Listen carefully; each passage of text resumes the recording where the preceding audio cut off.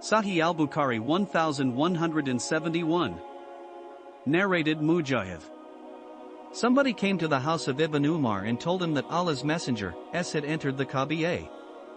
Ibn Umar said, I went in front of the Kaaba and found that Allah's Messenger had come out of the Kaaba, and I saw Bilal standing by the side of the gate of the Kaaba. I said, O Bilal, has Allah's Apostle P.B.U.H. prayed inside the Kaaba?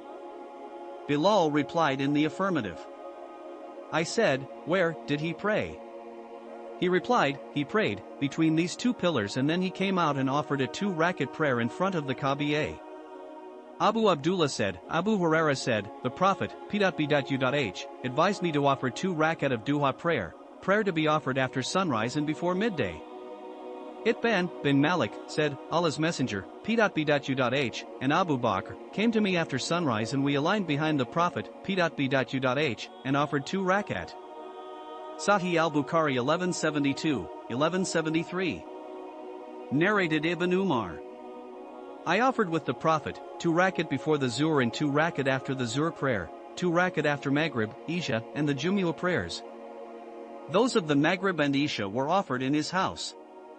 My sister Hafsa told me that the Prophet used to offer 2 light rakat after dawn, and it was the time when I never went to the Prophet. Sahih al-Bukhari 1174. Narrated Amr. I heard Abu Ash'ath Jabir saying, I heard Ibn Abbas saying, I offered with Allah's Messenger 8 rakat of Zuhr and Asr prayers together, and 7 rakat, the Maghrib and the Isha prayers together. I said, O Abu Ash'ath, I think he must have prayed the Zuhr late and the Asr early, the Isha early and the Maghrib late. Abu Ash'ath said, I also think so. See Hadith Number 518 Volume 1. Sahih al-Bukhari 1175. Narrated Muwarik. I asked Ibn Umar, do you offer the duha prayer? He replied in the negative. I further asked, did Umar used to pray it? He, Ibn Umar, replied in the negative. I again asked, did Abu Bakr used to pray it? He replied in the negative. I again asked, did the Prophet used to pray it? Ibn Umar replied, I don't think he did. Sahih al-Bukhari 1176. Narrated Abdur Rahman bin Abi Layla. Only Hani narrated to me that she had seen the Prophet offering the duha prayer. She said, on the day of the conquest of Mecca, the Prophet entered my house, took a bath and offered 8 rakat of duha prayers. I had never seen the Prophet offering such a light prayer, but he performed bowing and prostrations perfectly. Sahih al-Bukhari 1177. Narrated Aisha.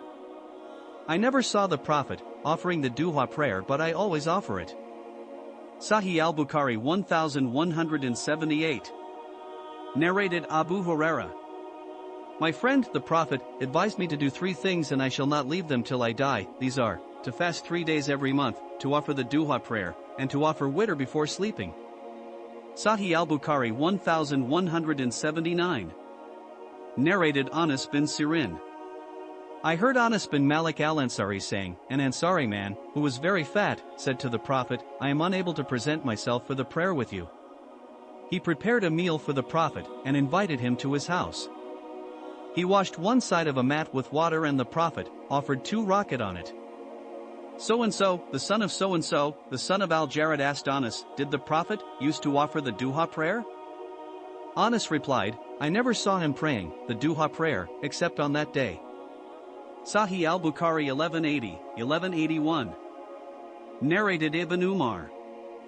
I remember 10 rakat of Nawafil from the Prophet, 2 rakat before the Zuhr prayer and 2 after it, 2 rakat after Maghrib prayer in his house, and 2 rakat after Isha prayer in his house, and 2 rakat before the Far prayer, and at that time nobody would enter the house of the Prophet. Hafsa told me that the Prophet used to offer 2 rakat after the callmaker had made the adhan and the day had dawned.